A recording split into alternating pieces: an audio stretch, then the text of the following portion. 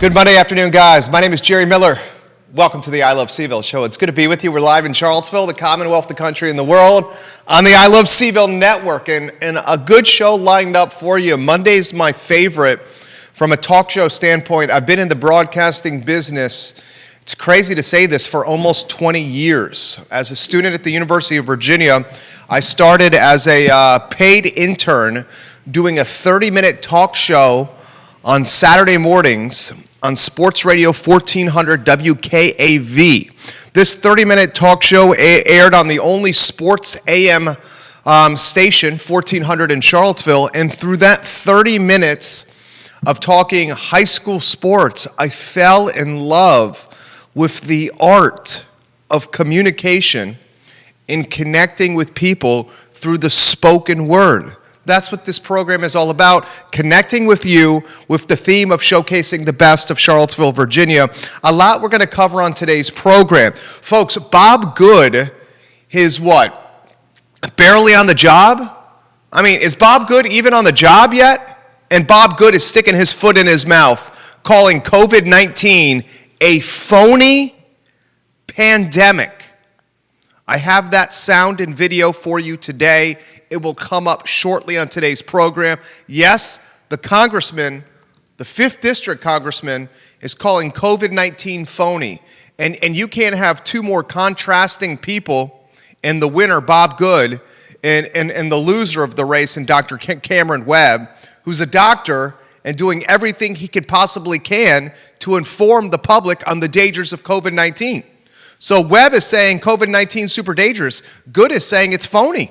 That story on the program today. There's a family that has given $5 million of their own money to the University of Virginia to fund an endowment. And this endowment is strictly for the UVA head coaching position. I'm going to introduce you to Heywood Fralin. Heywood and Cynthia Fralin gave $5 million smackaroos to the University of Virginia to fund a head coaching endowment for the football team. How did Heywood make his money? Where's his riches from? How can this man give a bag of cash to the University of Virginia during COVID to the tune of $5 million? What's he doing to get this kind of wealth? I have those answers for you today on the I Love CVille Show. Skipping Rock Brewing Company is closed down. Skipping Rock is in the old Hardywood location. Their Stanton Tap Room is staying open. The one on West Main is closing. The owner, a friend of the program, straight up said it's due to COVID, the economy, and no one coming in. I'm going to ask you this question on the show. Of all the restaurants, of all the spots in Charlottesville that you can do business, and it doesn't just have to be food and beverage, what are the most cursed, what are the most haunted, what are the most destined to fail spots for business in the city of Charlottesville? A couple immediately come to mind. One is that Hardywood location. You got no parking. You got students in that building that don't have the money to support a craft beer business. Another one that comes to mind, and I hope the fortunes change for this location because I love Tonic, and I love what Courtney and her business partner are doing here on Market Street across from the police station. But that restaurant on Market Street across from the police station has been so many iterations of restaurants. Cafe Bacci comes to mind. Carlton's comes to mind. Tin Whistle. Remember Tin Whistle? Jackie had a hell of a run at the Tin Whistle. In fact, my firm came up with the name Tin Whistle Irish Pub and designed the logo for the launch of that bar that had a 5, 6, 7-year run over there. Those are two spots immediately that from a success standpoint seem haunted or cursed. I'm going to ask you, friends of the program, what spots around Charlottesville, in Charlottesville, just seem to have bad luck associated with them? We'll talk about that on the program. 40 Richmond restaurants have closed. That'll come up later on the show. And we're going to play the body cam footage that's creating a lot of brouhaha within the religious community, within the policing community, Within the leadership community, Mayor Nakia Walker is now offering her thoughts on Chief Brackney and what she's done. Within the African American community. So this storyline is incredibly dynamic in that it has many layers to the onion. I'm going to set the stage. Grab a cup of coffee, turn your radio on if you're listening in your car via Bluetooth or iTunes or Spotify, or if you're at your office, sit back. Here's what happened. In the university area, there's been some break-ins recently. And the students that have experienced these break-ins said the person that's breaking and entering into their rental properties, their students at UVA, is an African-American male. Recently, on a Sunday before church, an African-American male was walking by one of the houses that got broken and entered into. This gentleman, who I know, I've known for 20 years, he's a fixture and a staple on the UVA corner. And if you've matriculated through the university over the last 20 years, you know this individual. He's a very kind person. He's deaf, he's kind, he's visible. On his way to church, he was taking a shortcut and cutting through lawns or properties. Instead of walking on the sidewalk, going to the stop sign, taking a right on the right angle, and going down the road, he took the hypotenuse. And the hypotenuse was through someone's front yard. And the front yard he went through just happened to be a home that was recently broken and entered to by an African-American male. As a result, the white female college student on a Sunday before church picked up her cell phone and she dialed 911. She called 911 because she said an African-American male who looked like the person that broke into her house was now trespassing on her property. All he was doing was taking the hypotenuse while walking to church. Yes, he was on her property. Was it trespassing? Maybe technically, by the definition of the law, it is. But he wasn't doing anything nefarious, dangerous, or criminal. He was walking to church. More on that in a moment, okay? Hold that thought for now. After the UVA student, female white, called police, the African-American male realized that he scared her just by walking out of her front yard, saw her run away and calling on the phone for police. He flagged down the police officers and said, "You're probably looking for me." Long story short, we have the body cam footage. We'll play it for you here. Long story short, the church got very frustrated because one of their churchgoers, one of their members, was, from their vantage point, stopped because he was walking while black. That's what was in the letter. This church and its leadership wrote a letter to the police department and said, "You're racial profiling our member." The police chief then responded to the letter from church leadership and said, "You're being ridiculous." And this is what she proceeded to say, the police chief. Are you ready? Quote, this is Chief Brackney. "The complaint letter from the church highlights the power of community members here seeking to leverage their privilege and self-serving agendas and jumping on the bandwagon approach many in this community have adopted without regard for those involved." She called the letter from the church race baiting. And she asked the reverend of the church, Dr. Reverend Olson Peebles, Reverend Dr. Linda Olson Peebles, to quit or to get fired or to apologize. So let's put a bow on this. UVA student, white female, scared, her home broken into. Days after the breaking and entry, she sees a black man walking to church who just happens to cut through her property. She calls the cops. The man flags down the police and says, "You're looking for me." They keep him for an extended period of time. Start showing the body cam footage on screen, Judah. I'll talk over the footage. You don't have to have any audio. Let me know when the footage is on screen so people can look. Church leadership is upset that police are harassing this man in their perception. They write a letter to the police chief. Police chief counters with a press conference. She releases the body cam footage that's on screen right now to say the cops were not in wrong, and then she proceeds to essentially attack the church leadership. And I don't want to go back and forth about this. Now it's being picked up by the national media. All right, if you walk through they're probably going to call them. Dot the I's and cross the T's on this. The first person to blame was the white UVA student. That's it. The white UVA student immediately jumped to conclusions because a black man was walking through her yard. It must have been the same black man that broke and entered into her place.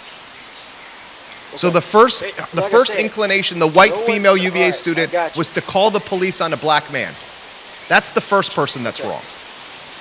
My thing is, first person that's wrong. About this all day. The second person that's wrong, from my standpoint, is a police chief using her pulpit to attack a reverend of a church. If you walk through there, they're probably going to call them. Saying the reverend should be fired, apologize, or quit. If you don't want them to call Why is the police chief doing this?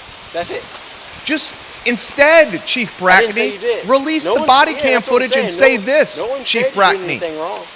Hello, Charlotte. Here's how the press conference should have gone. I own an advertising agency. We advise our clients on how to manage these very moments. Press conference starts now. Hello, I'm Police Chief Brackney. That's not where we're going. I'm calling this press conference because I would like to release body camera footage over an incident that happened right off the university. The reason we're releasing this body cam footage is because we received this letter from this church. The release of this body cam footage is to offer more transparency about what actually happened. I'm going to leave it to you, Charlottesville citizens, to determine from this body cam footage what you think actually happened and whether or not the CPD was wrong. Thank you very much for your time at this press conference. No further questions. I have to go back to serving and protecting our community. Thank you so much. Take care. That's all you had to do. That is literally all you had to do. Here's the body cam footage. Make your own decision. Did the police harass this guy?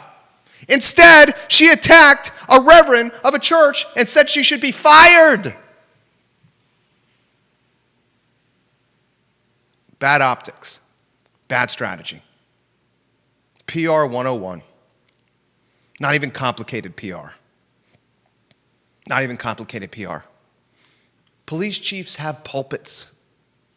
And those pulpits should be utilized strategically.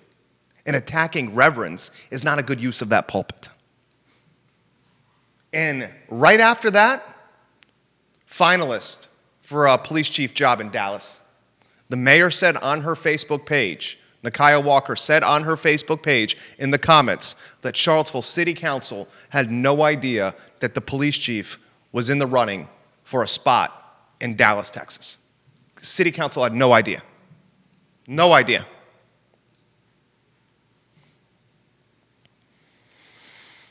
Messy situation through optics and PR could have been handled much better. What are your thoughts? Am I reading this incorrectly? Put the comments in the comment section. My final thought on this. America, our country, the trust between private citizens and the police, that relationship is fragile. And it's fragile because of some unfortunate incidents. George Floyd was a murder in Minneapolis by the hands of a policeman. The relationships between police and private citizens are fragile, certainly now more than ever. We don't need to jeopardize that relationship or make it more fragile by attacking church reverends and insisting they get fired. That seems straightforward to me. Is it not? All right, next story. Next story, please. Skipping Rock has closed down. And it's unfortunate because the owners of Skipping Rock, Jason was here before COVID. the brewmaster was here, and their director of sales were here. And the four of us were drinking Skipping Rock IPAs and having a good old time talking about how this Stanton brewery was going to come to Charlottesville and have some success. The beer is damn good. Damn good. The New England IPA is one of the best I have ever had, and I sincerely mean that, Skipping Rock. They're closed now. They're in the old Hardywood spot. Hardywood had a short run. Hardywood closed. Skipping Rock closed. Hardywood is as known a Virginia brewery as you're going to find, and this known Virginia brewery could not make it work on West Main Street and that location. So I'm going to ask all of you that are listening and watching this show, some places in our fine town, some places in our fair city seem to be more haunted or cursed than others. That Hardywood Skipping Rock location, the students that live above the brewery do not seem to have the disposable income to patronize and support the brewery. Instead, they're choosing to go to the UVA corner for cheaper domestic beer that goes a little bit further, as opposed to $8 pints. They got no parking. They're in between Midtown and the UVA corner. There's very little foot traffic that's destinational foot traffic, i.e. we will walk to go there. And I'm going to straight up ask this question to you. Is that Hardywood Skipping Rock location on West Main Street the most haunted and cursed location in the city of Charlottesville from a business running standpoint? The only other one that I can think of that can beat that location from a haunted and cursed standpoint is the location across from the Charlottesville Police Department where Tonic is in now. And I hope Courtney and her business partner at Tonic have serious success at that location, because Tonic's menu is damn good, and Courtney and her business partner from Tillman's, they also own Tillman's on the downtown mall, they know how to run F&B in a restaurant, okay? That location, its history, however, would indicate that businesses have a hard time staying. Tin Whistle had the longest run that I can think of. What else has been there? Remember Carlton's? Carlton's lasted like 4 weeks. Remember Carlton's? Remember Cafe Bocce that was owned by Chris Long, the former mayor of Scottsville, Virginia? No, not Chris Long, the football player, but Chris Long, the former mayor of Scottsville, Virginia. He and his brother opened Cafe Bocce. That didn't last long. What other iterations were in that location? Help me. I know there are many. I've drawn a blank right now during the midst of the program. That restaurant across from the Charlottesville Police Department has been like 6 or 7 different restaurants. I'm going to ask you, and put your thoughts in the comment section. I will relay it on screen on air. Educate all of us. What are the most cursed spots in Charlottesville or around Charlottesville to operate a business, meaning a business just cannot have success in it? Which ones are they? I gave you 2, the restaurant across from the Charlottesville Police Department and the Skipping Rock Hardywood Brewery location on West Main. Skipping Rock now closed. The Stanton location stays open. More than 40 Richmond, Virginia restaurants have closed. This according to the Richmond Times-Dispatch. Put it on screen, please, sir. 40 Richmond area restaurants have closed due to COVID-19. They're keeping a running list.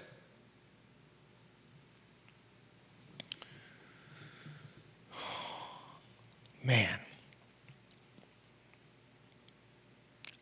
I said this on Friday and on Thursday.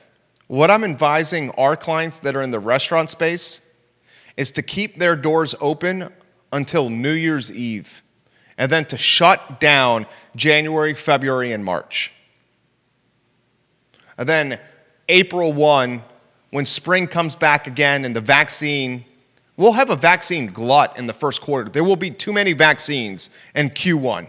When we have a vaccine glut, that glut of vaccines is going to translate to consumer confidence. Then you flip the open sign back on if you're a restaurant. April 1. Close January, February, and March. Stop the bleeding. keep the hemorrhaging from destroying the restaurant altogether. You're going to have to take some money out of personal savings to cover the rent, but you're not going to have the food costs. You're going to save on labor. You'll save on other cost of business expenditure line items. And then April 1, a vaccine glut, consumer confidence, and Q2, Q3, and Q4 will be the 3 best quarters you've ever had in the history of your restaurant. That's got to be the strategy. That's got to be the strategy. That's what I'm advising our clients. You're going to see, you heard it on this program first. You heard it on this program first. You will see a number of our favorite spots close for 90 days, January, February, March, and then reopen in April. You heard it here first. Keith Smith in 8 minutes on today's show. Bob Good is the 5th District Congressman that represents me, you, and everybody that's watching this program that's watching in Virginia. The 5th District is larger than the state of New Jersey. It goes from North Carolina all the way to the top of Virginia. It's larger than the state of New Jersey. Old Bob Good, and I said on this program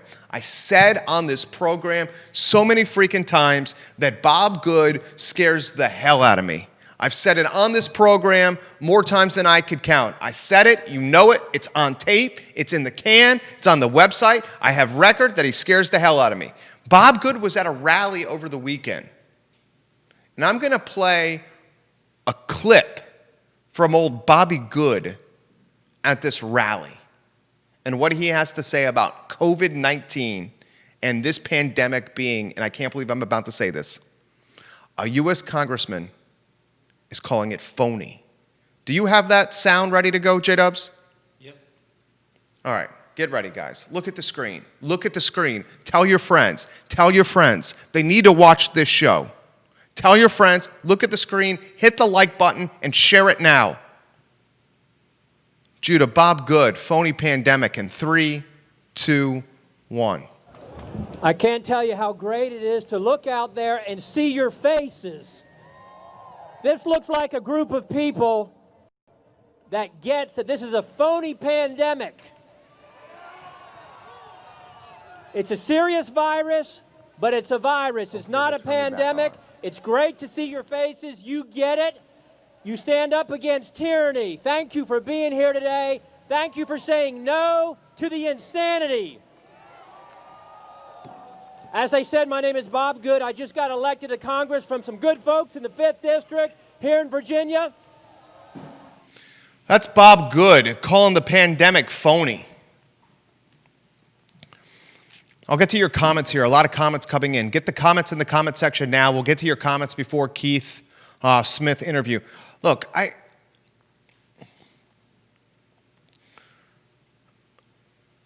we shouldn't be surprised by Good saying this. This was the platform he ran on. He ran on this platform. But hearing a congressman make this commentary at a time when cases are at their pinnacle, at their peak, is, again, back to how we led the program, just piss-poor optics. I mean, it makes him look like a bubbling buffoon. If you feel that way, why are you saying it? Phony? Jason Burke is watching from California. Jason Burke, I love when you watch the show. I really do.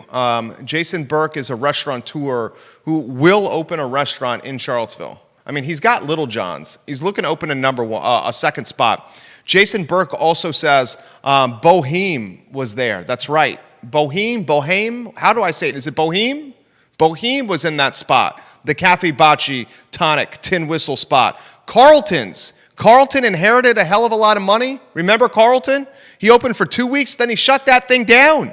I think Carlton's was open for 2 weeks. Curtis Shaver, owner of Peloton Station, watching the program. He says that spot on the downtown mall where Red Pump is, it used to be positively 4th Street. That spot. That's a good call, Curtis Shaver. That's a good call right there. I didn't know that, Jason Burke. Not involved with Little John's anymore. I didn't know that, Jason Burke. Thank you for letting us know. The glass building, Curtis Shaver just came up with one that I think needs to be in the top 3. Top 3 most haunted or cursed spots in the city of Charlottesville. I'm going to say number 1 is the spot across from Charlottesville Police Department, where Cafe Bocce, Boheme, all those is number 1. Carlton's, Tin Whistle, I'll say that's number 1. I think Curtis just came up with number 2. The second most cursed spot in the city of Charlottesville is that spot in the glass building next to the where the Bluegrass Grill used to be. It used to be, and help me here, it was the Bebedero. It was the Bebedero. It was the X Lounge. It was the X Lounge. That was probably the best that spot was ever run from a gross revenue standpoint, from a making money standpoint, was probably when it was the X Lounge, right? Remember the X Lounge? Then after the X Lounge, another entrepreneur tried to turn it into a membership club. Glass House Kitchen was there. Ian Boden tried to do Glass House Kitchen with J.F. Legault and Francois at that spot. What else? There was that hall. What was the name of that food hall that was trying to go there? It was like a brunch place. You know what I'm talking about? The Bebedero was there briefly. That spot is the second most cursed spot on, holy crap, Andy Wilfong just came up with another good one. Andy Wilfong just put this in the comments. The old Ludwig restaurant on Jefferson Park Avenue. You know, Andy Wilfong, that's in the top 5 spot, dude. Dude, I'm getting fired up right now. Andy Wilfong, that's in the top 5. You know that spot, it goes, and help me guys, help me here. It goes Dirty Nelly's, Atlas Coffee, Guadalajara, and then there's a handful of restaurants right past Guadalajara, right? Like you're going down Fontaine. One of those restaurants, dude, turns over like every 6 months. One of those restaurants turns over every 6 months. Andy Wilfong, that's in the top 5, Andy Wilfong. Andy Wilfong, that's in the top 5. Andre Xavier says, Pantop's Place near the tire place. A restaurant opens and closes there every 6 months, across from where the Tacos Gomez taco truck is parked. That's a good spot. It's kind of by where the Papa John's is, Andre. Howdy, Bashir. Howdy, Bashir. It has the parking, though. I just don't know why it can't take off. Andy Wilfong is talking about the restaurant off JPA, a couple doors down from Guadalajara and Atlas Coffee. That freaking spot turns over all the time. It has parking, and it's densely populated with JPA, Redfields, and neighborhoods all over that area. I agree with you, Andy. That has the parking. I'm surprised it can't get going. I agree with that comment. Vanessa Parkhill, welcome to the program. Vanessa, I love when you watch the show. Yes, Ray Cadell. Andy Wilfong. You're talking about the Schnitzel House. Ray Cadell just put it in the feed. It's the Schnitzel House. Ray Cadell knows food. I know Ray Cadell knows food. The Schnitzel House on JPA. That, 100%. Ray Cadell, thank you, Ray Cadell. Brendan Murphy is watching the program. Brendan, ¿qué pasa, amigo? How are you, Brendan? He says the old Outback Lodge spot on Preston Avenue. Dude, that is a good one, Brendan Murphy. Brendan Murphy, that is a good one. The Outback Lodge, remember when the Outback Lodge was like the spot to be? Carl Brown is watching this program. Harold, is it Harold Kurtz? Is that his name? Or Harold Hertz? Harold Hertz. Is it Hertz? I think it's Hertz. Harold Hertz was running, I believe, the Outback Lodge. Somebody help me here. Carl Brown, you remember this as well, my buddy Carl Brown. Outback Lodge was the spot. It was the freaking spot. Now that place can't get traction or momentum. Isn't it now like a Turkish nightclub? Is the Outback Lodge a Turkish nightclub now? I believe the Outback Lodge is a Turkish nightclub. Maybe I'm wrong.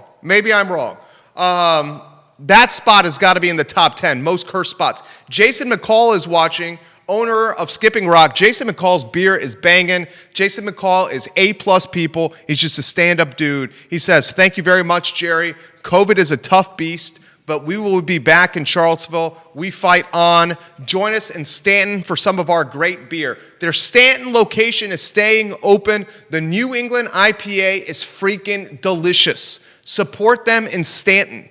I think this beer joint is going to have some success in Charlottesville, Skipping Rock. I'm a little nervous about that spot. Beth Dunlop Marcus is watching. I love when Beth Marcus watches the show. Beth, I love following your rescue animals on Facebook. I love it, Beth. I need to get you on this program, Beth. Beth is a huge supporter of the Charlottesville Albemarle SPCA. And Beth, I'm going to embarrass you a little bit here. Beth has some money. Beth Marcus has got some bank. She's saying on the feed, I was thinking the Charlottesville Albemarle SPCA, that would be a good spot for them. I was thinking that Charlottesville Albemarle SPCA, that would be a good spot for them. Beth Marcus, I like that. Beth Marcus. She said, I was thinking the Charlottesville SPCA could build a hospital adoption center. We want to build service to more critters in that location. Patty Zeller says, I wish I had an extra $5 million to help save Charlottesville's restaurant community. I still think adopt a restaurant idea is a great one if we could afford a sponsorship in kind. Patty, I love when you watch the show. Barbara is agreeing with Andre Xavier. Barbara Lundgren says, Doodle's Diner on Long Street next to Papa John's has been there several years. Oh, Doodle's Diner has been there several years, Barbara? I didn't know that. It's been there several years? Okay, I stand corrected. Keith Smith says the whole Albemarle Square shopping center is cursed. Bashir just said the old Albemarle Square is haunted and cursed. That's what Keith Smith said. Bashir, are you watching in Florida right now? I think Bashir is watching in Florida right now. He said all of Albemarle Square is cursed. I love Bashir when Bashir offers perspective on this program. Bashir, you're a good man. Keith Smith, I'm going to ask you that question when I call you shortly here. What are the cursed spots in Charlottesville, Keith Smith? I'm going to ask you that question, okay?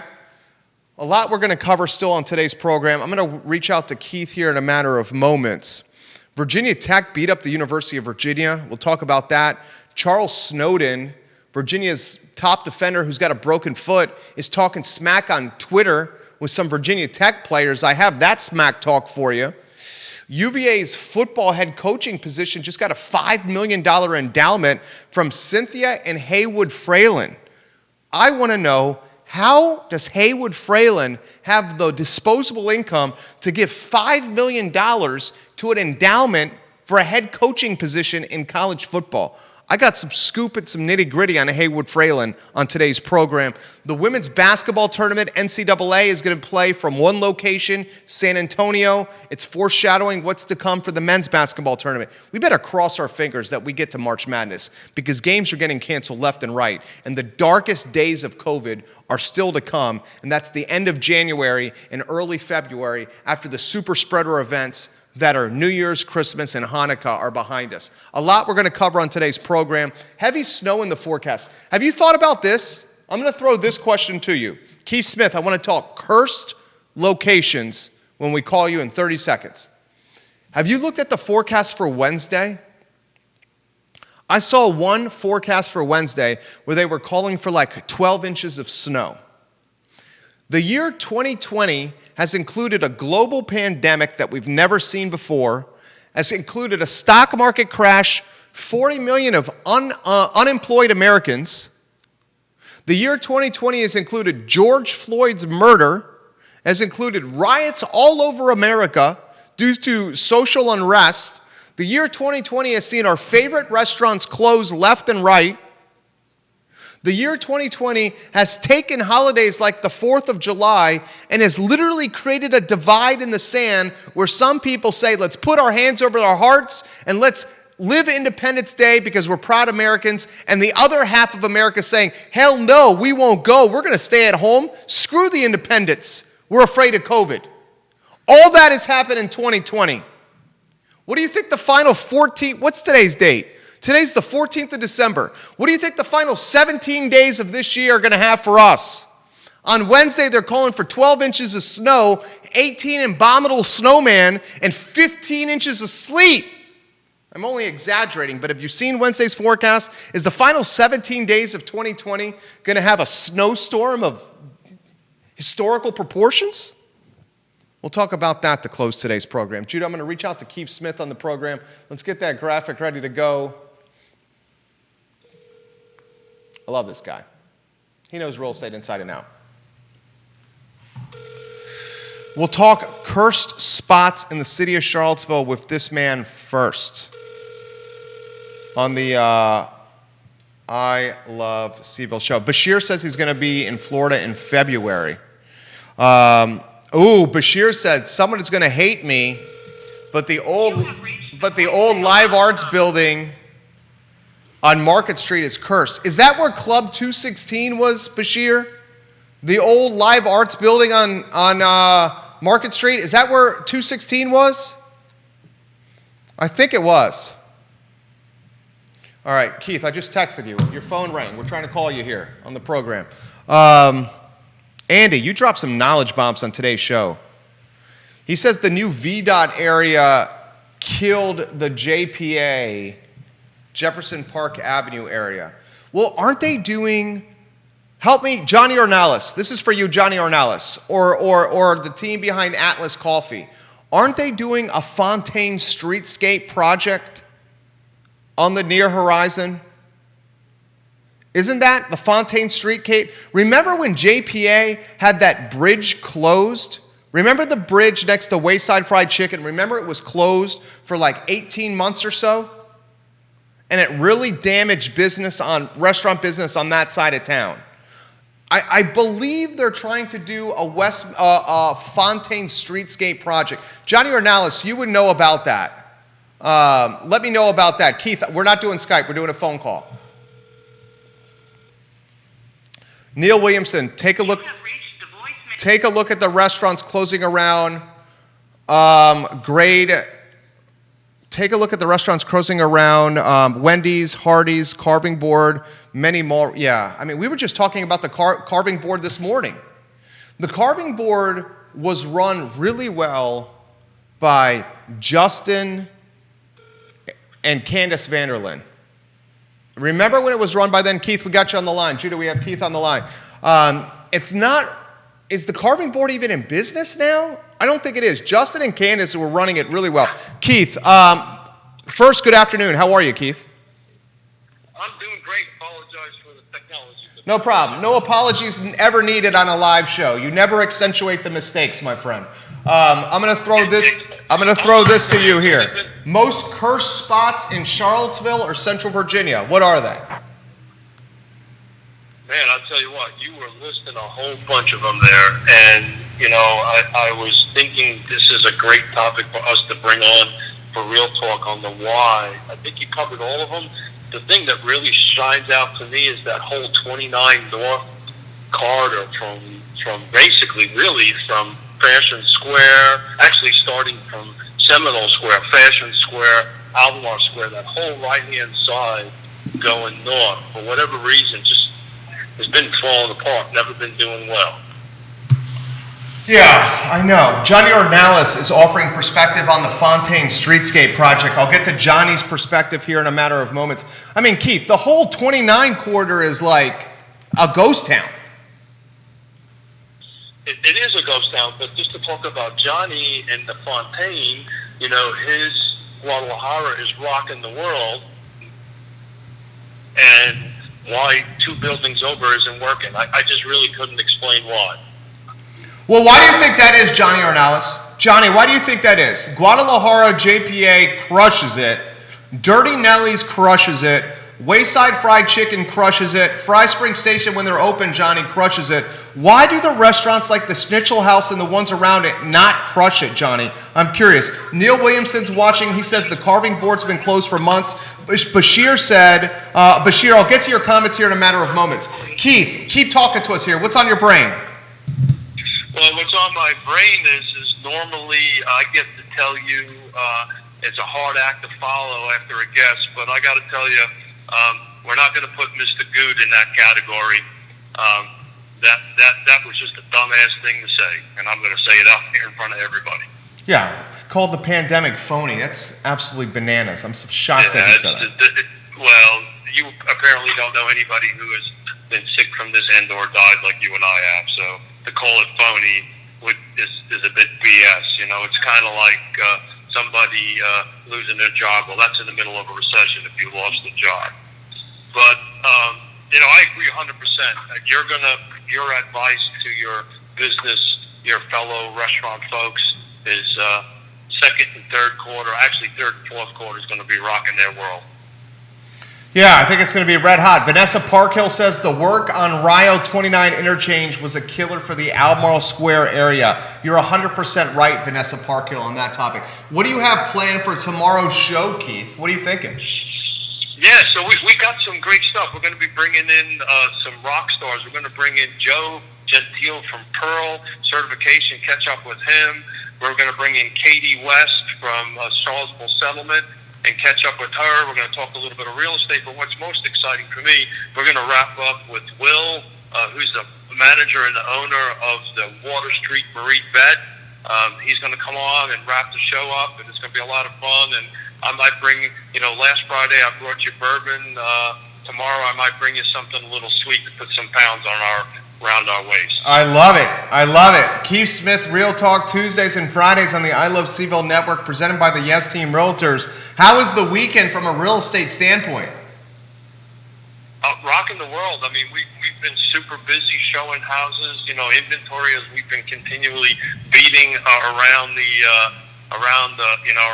on our show is just there's a lack of inventory, but you're starting to see that pick up a little bit. I think to quote the genius Lisa Steravent from Virginia Realtors, the chief economist there, we're going to end up seeing some uptick big time compared to where we are in inventory starting January.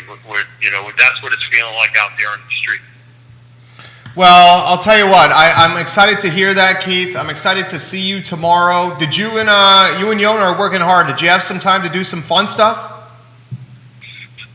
No, we worked around the thing. Matter of fact, if we were able to get our camera working, we're in our new space over here at Studio X, and you would have seen Yona over my right-hand shoulder. But we'll work on our technology side here for next Monday. Tell your beautiful 7/8s I said hello. She rocked the world on Friday, didn't she, on our show? Jamie Schwartz was in studio this morning, and she says, I absolutely fell in love with Keith and Yoda from Friday's show. Well, Mr. Smith is easy to fall in love with. Mr. Smith may a little bit be more difficult than that.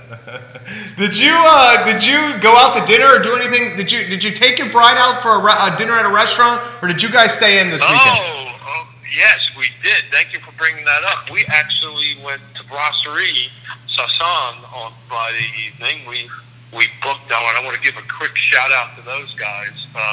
Was done perfectly. We were spaced. Their protocols was wonderful.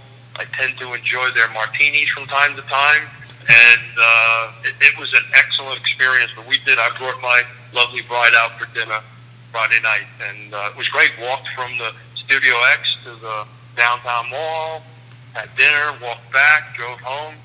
It was great. I can't wait to see you tomorrow. You're bringing Marie Bett. Judah just wanted me to ask you, is that the case? Is Judah asking? Is that what you said? Judah wants to know if you're bringing Marie Bett. Judah better get his waistline ready. I'm bringing in some goodies. We'll see you tomorrow, Keith Smith. All righty, man. Thank you for everything. Be All right. well, everybody. All right, Keith Smith, boys and girls. Real Talk tomorrow at 10:15. Real Talk on Tuesdays and Fridays at 10:15 a.m. One of the best shows we do on this network. It's literally one of the best shows we do on this network. So we have more folks that are offering. Okay, so here's really good stuff from Johnny Ornalis. Johnny Ornalis is a friend of this program. He's the man behind Guadalajara JPA, he and his family. And he and his brother are the men and the families behind El Mariachi and Zion's Crossroads. So this guy's got a lot of perspective he can offer because he was at the Guadalajara on Jefferson Park Avenue in that Fry Springs corridor. How long, Johnny? Years? I mean, how long have you worked out of that restaurant? I don't know exactly. I think it's safe to say years, right? So Johnny says, Albemarle Square is cursed. One of our Guadalajaras opened there in 1991, and we had to move out. I'll tell you this. One of the most successful restaurants in Charlottesville over the last 30, 40 years is Guadalajara. Guadalajara, always busy. Guadalajara opening new locations. Guadalajara, the menu remains pretty much the same. Guadalajara, always busy. If you're talking about restaurants in this community that are always busy, the first one that should immediately come to mind is what? What's the first restaurant that should immediately come to mind when they're always busy? It's Bodo's, right? Bodo's by far is the first restaurant that should immediately come to mind that's always busy. I've said, I have in the notes of my phone, the Notes app. I love the Notes app because I constantly get ideas and I don't want to forget them. I used to carry a pen and paper around and write the ideas on the notepad so I wouldn't forget them. Now I use the Notes app. This is what I think is Bodo's Bagels revenue analysis. Okay? Bodo's Bagels has 3 stores, 3 locations. Preston, Route 29, and the UVA corner.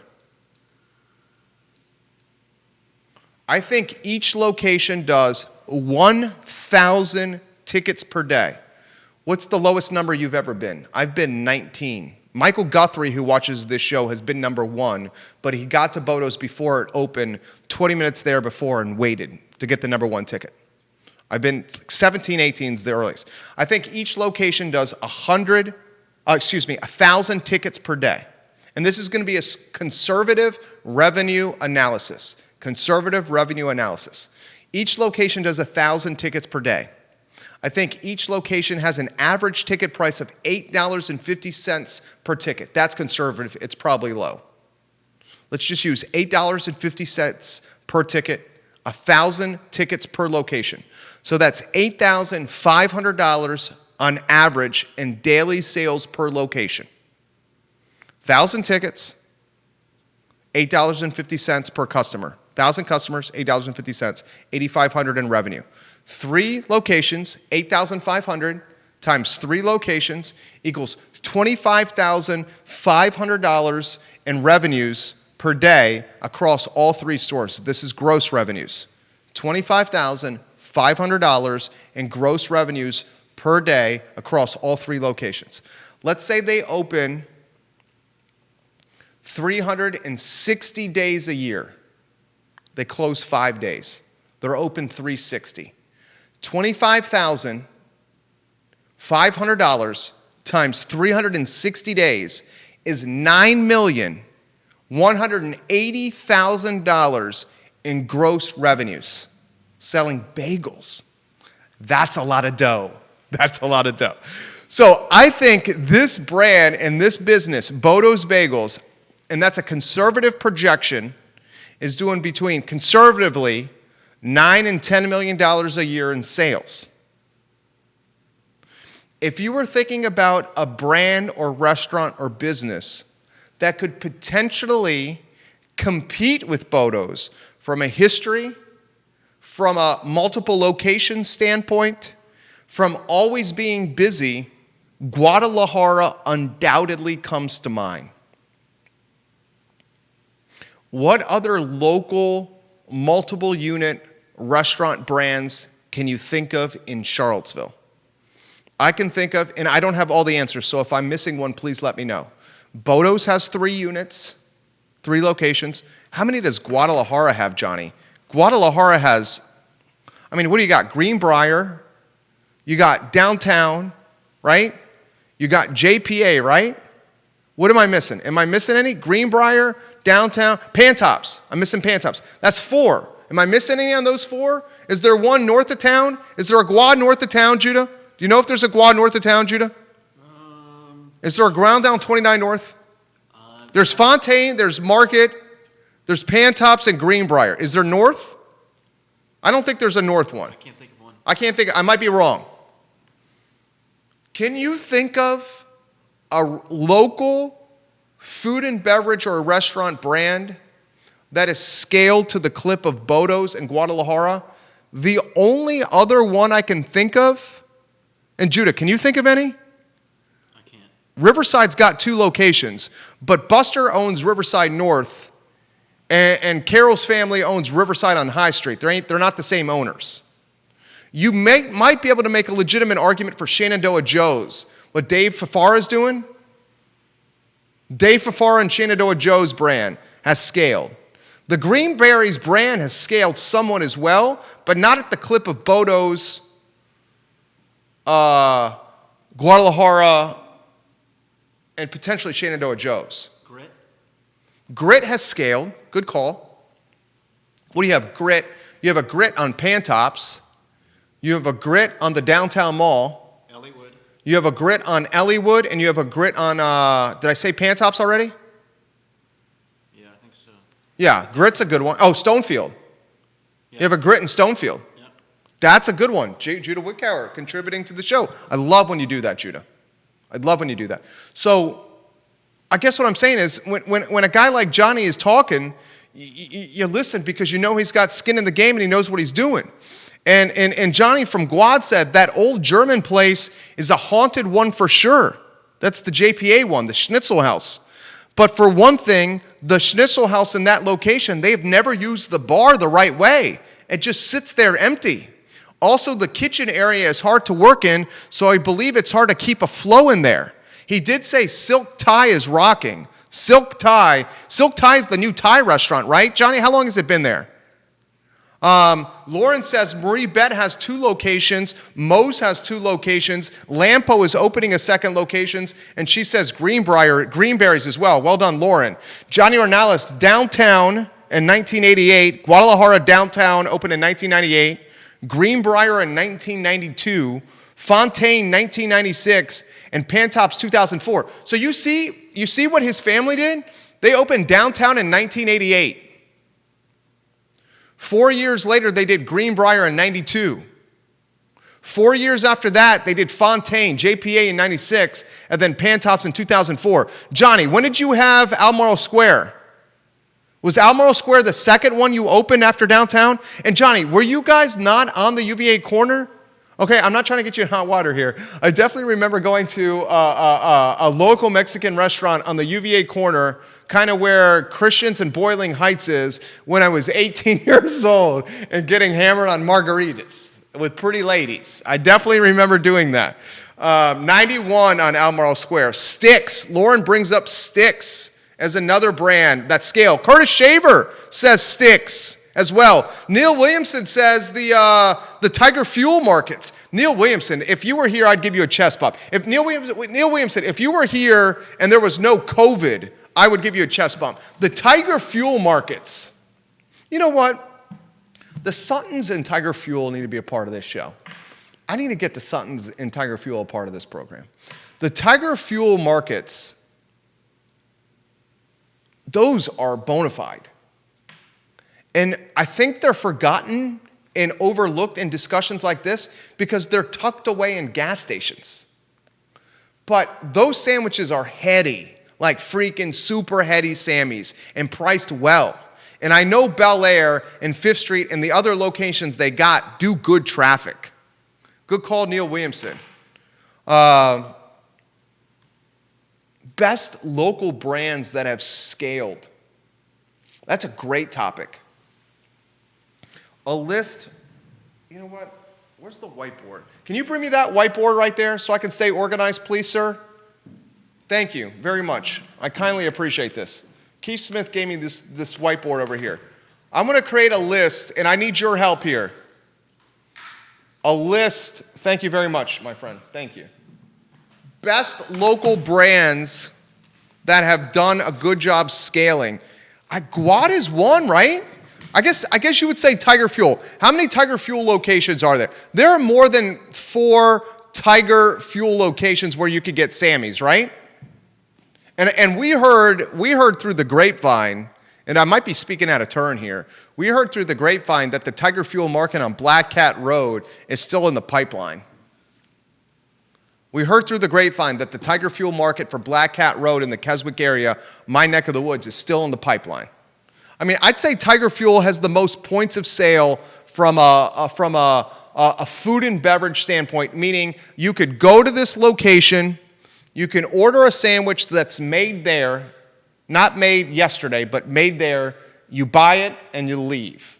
Tiger Fuel's got the most locations, right? from being able to sell food, having a point of sale from a food and beverage standpoint, we'll put them in the 1 slot. Guadalajara might be in the 2 slot with 4. Guadalajara, 4 locations in the 2 slot. 3 will put Bodo's in the 3 slot with 3 locations.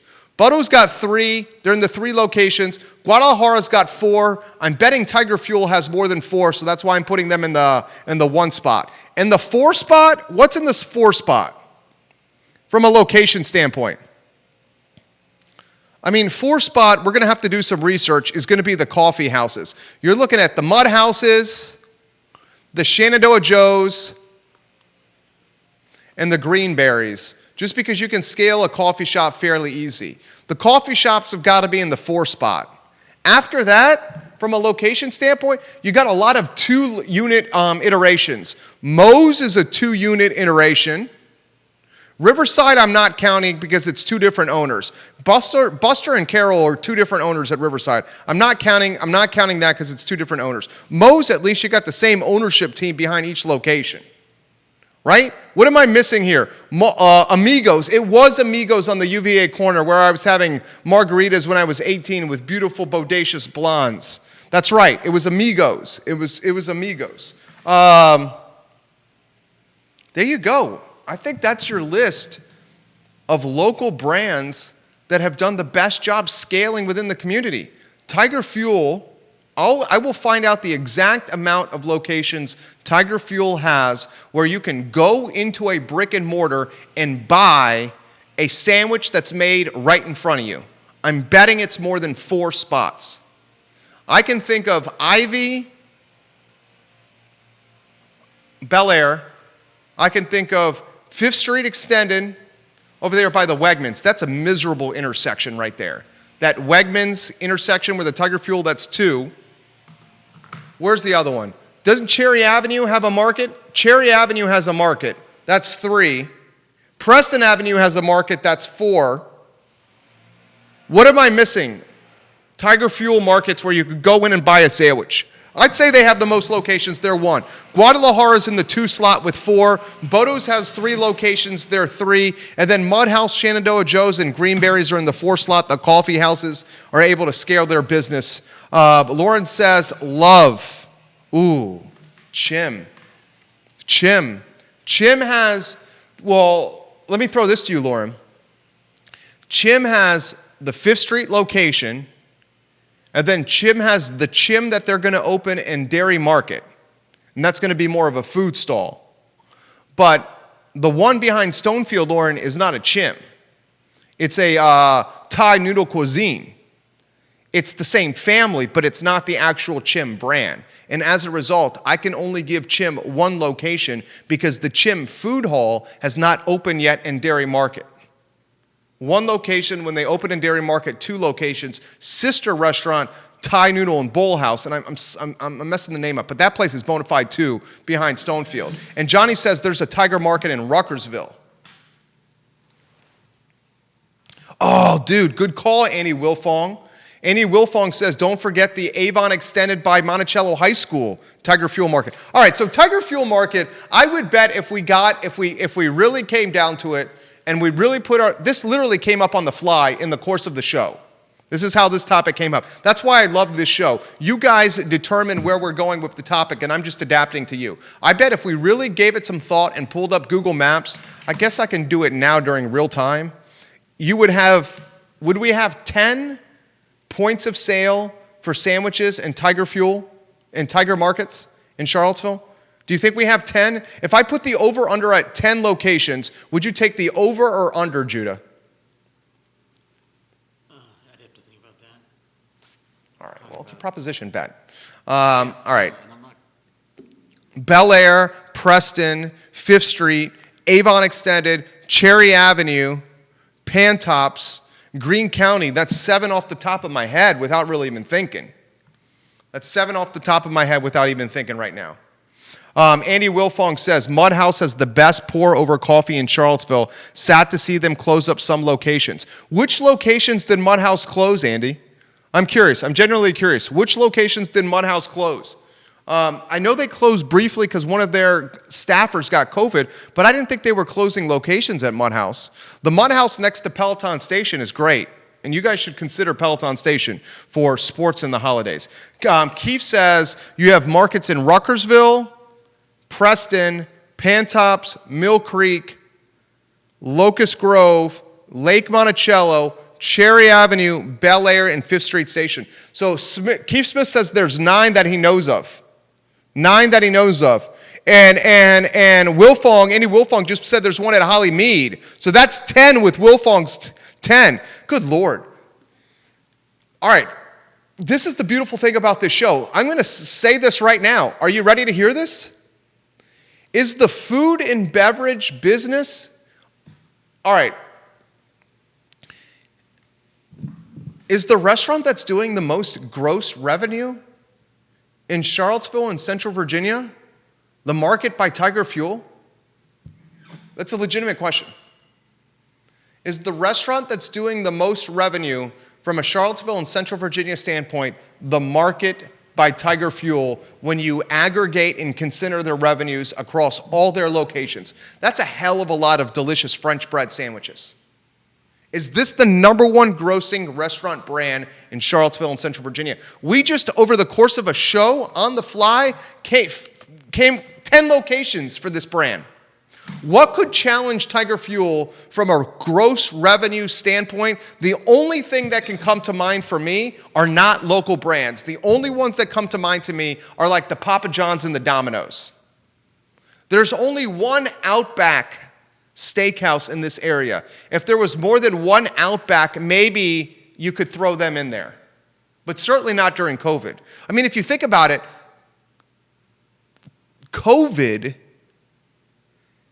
has put tailwinds, tailwinds means it's helped. Headwinds means it hurts. COVID has put tailwinds behind the market at Tiger Fuel's food and beverage model. Why? Because you go in, you get the food, and you leave. You never were going to sit down there. It's put headwinds with the Outback Steakhouse model, tailwinds with the market at Tiger Fuel model, tailwinds with the Fabio's Pizza model, to go pizza. I'm going to make I think you can make a legitimate argument that the top grossing restaurant from a revenue standpoint is the markets at Tiger Fuel in Charlottesville and Central Virginia. That's a great question. Jenny Peterson just asked a damn good question. This is a damn good question. Jenny Peterson owns Paradox Pastry. We launched this company in Paradox Pastry on her second floor, literally, as she was launching her business. She owns Paradox Pastry. Jenny Peterson asked this question, and it's a damn good question. I'm curious, how well do you think the market sandwich shops would do if they were not attached to a gas station? That is a damn good question, Jenny. That is a damn good question. Let me think about that. How well do you think the market sandwich shops would do if they were not attached to a gas station? I will say this. I do not think the markets at Tiger Fuel would do as well with selling sandwiches if they were not attached to gas stations. I do not think that. I think the fact that they have vertically integrated these points of sale with gas, beer, cigarettes, lottery, milk, soda, chips, and then sandwiches as well, undoubtedly contributes to the success of their business. You can go there, you fill up your tank of gas, you get a case of Full Nelson, a 6-pack of Full Nelson, a 6-pack of Minutemen, a 6-pack of Ghosts, you get a Farmington, you get a Bel Air, you get a bag of cheddar cheese Ruffles, you get a sleeve of Ritz crackers and some Cheese Whiz, and you watch The Queen's Gambit, and I'm going to be purring like a kitten on the couch. Happy as a parakeet with some treats in a cage. I have no idea what I just said. I just made that up. Of course that helps. Of course that helps. I think that's the top grossing business restaurant. You don't think it's a restaurant?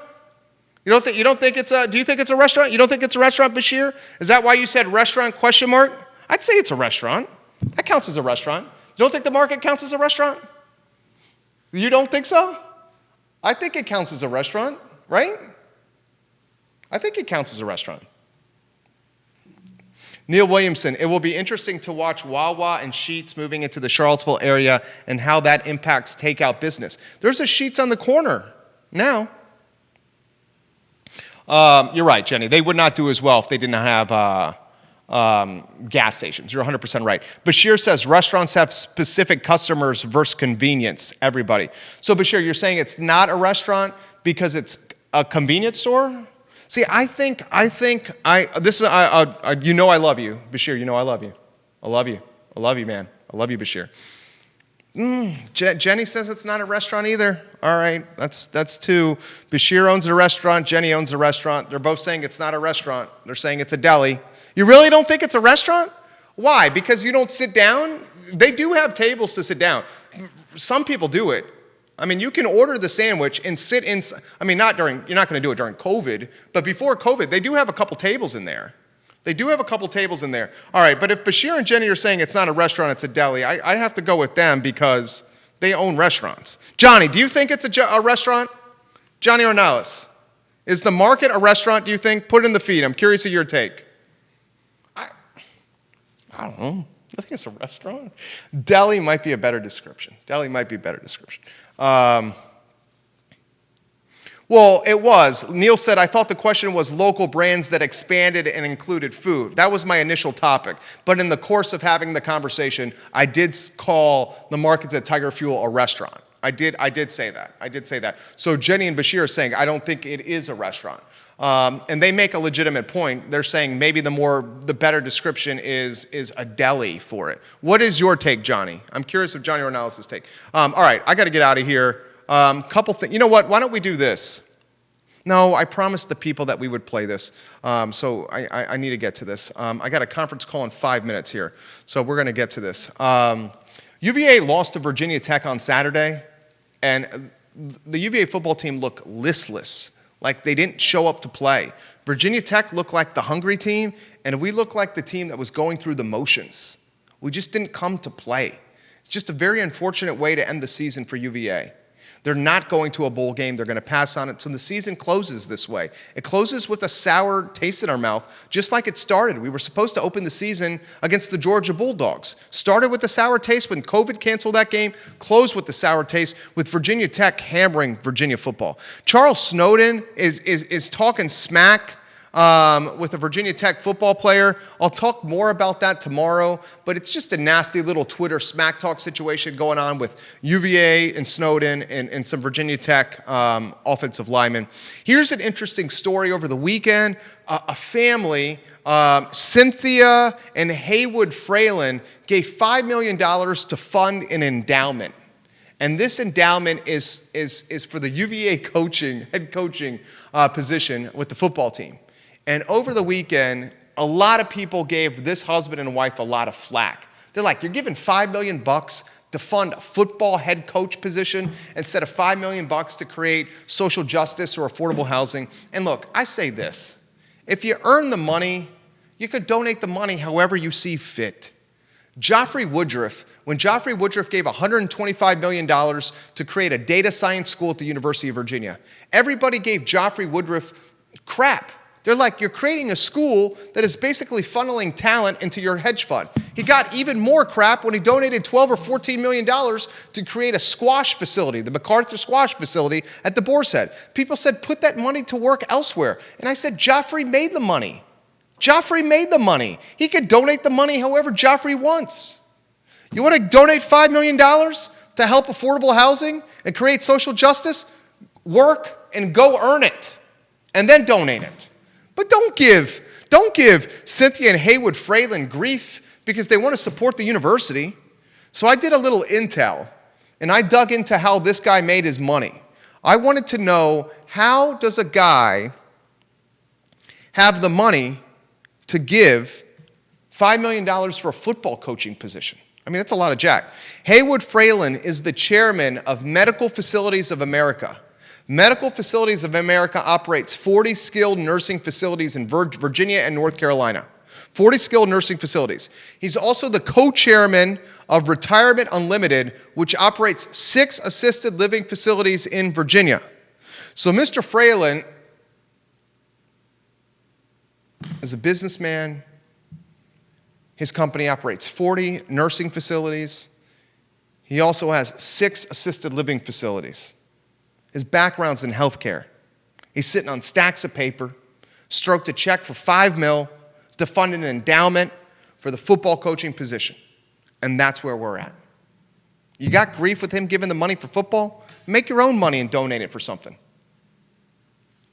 The women's NCAA tournament's going to be held in one spot. That's going to be San Antonio. Sources tell ESPN. This is foreshadowing for what's to come of the men's basketball tournament. I expect March Madness for the men to be in one location as well, most likely Indianapolis. Don't forget the Daily Digest today at 5 o'clock. It's the entire show in 5 minutes or less. 5 days a week at 5 o'clock. The Washington football team has won 4 straight games and is atop the NFC East. This football team has had a coach overcome cancer. This football team has had to change its name in the beginning of the year. It's had its owner and the owner's colleagues tied to inappropriate conduct with cheerleaders. Alex Smith and Haskins are playing a quarterback carousel under center, and still Ron Rivera has the Washington football team atop a weak NFC East. I'll get to your comments here in a matter of moments. Keith Smith, I'm going to holler at you in 30 seconds. Snow is in the forecast on Wednesday. One forecast said 11 to 14 inches, and a swarm of abominable snowmen hitting Charlottesville and Central Virginia. Yes, 2020 is going to finish with a bang, just like it started. Forecasts of tremendous proportions on Wednesday. Time will tell.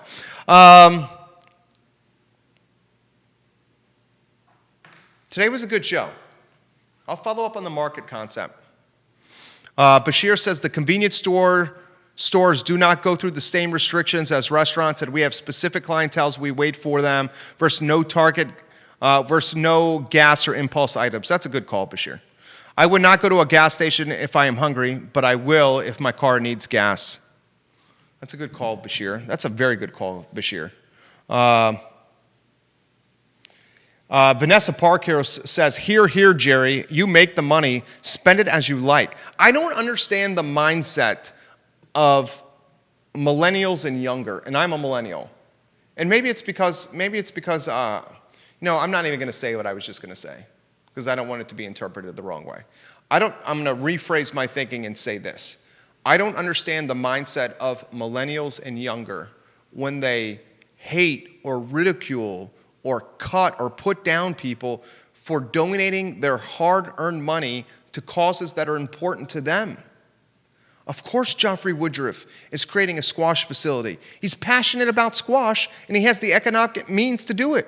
Of course, Joffrey Woodruff is donating money, $125 million, to a data science school. He wants more talent at his hedge fund that uses data science. He worked hard for the money. He's going to donate it how he wants. Why would we hate him for doing that? I don't understand that mindset.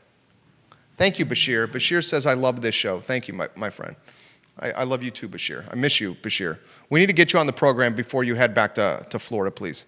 Johnny Ornalis, I love Johnny. Johnny says, I would say the market is a deli, but a very amped up deli. Good call, Johnny.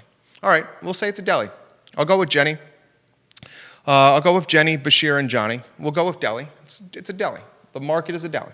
I'm gonna see if I can get the Sutton boys on the show. I think you're probably looking at your top grossing local restaurant in the market at Tiger Fuel. We'll see if we can dig out. I think Bodo's is doing about $9 to $10 million a year in gross revenue. I just gave you my revenue analysis on Bodo's Bagels earlier in the show. I think the market crushes $9 or $10 million. I don't even think it's comparable. I mean, I bet you, I wouldn't be surprised if it was like 2 or 3x what Bodo's was doing. All right, I'm out of here. Thank you for joining us today. I love you guys. I love Charlottesville. I love you guys. Take care. All right, I got to call Keith.